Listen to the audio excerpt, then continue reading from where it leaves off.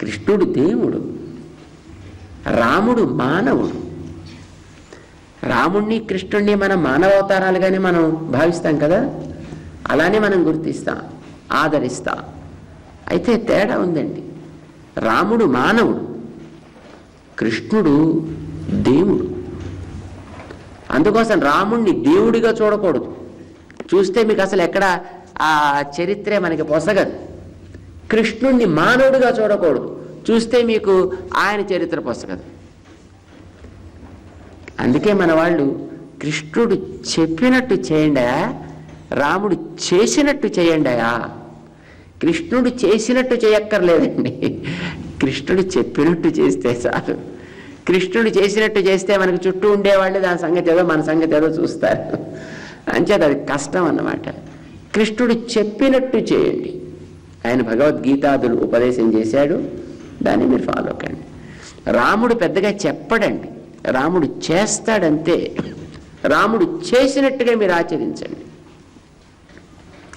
మానవుడు కనుక మానవుడికి కర్తవ్యం తన యొక్క విధి నిర్వహణ. భగవంతుడికి మనకి నడిపించడం అనేది ఆయనకి కర్తవ్యం. చద కృష్ణుడు మనం నడిపించేవాడు, రాముడు ఆచరించి చూపించేవాడు.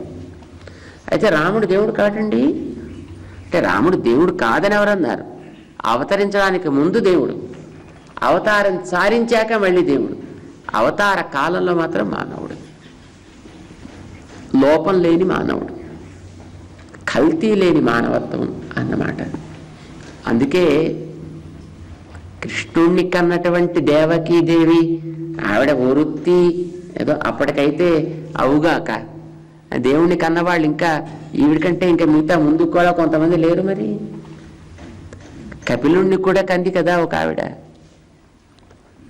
అంచేత వృత్తి దేవకీ యశోదలు కంటే భూమౌ అనుపమ సూను.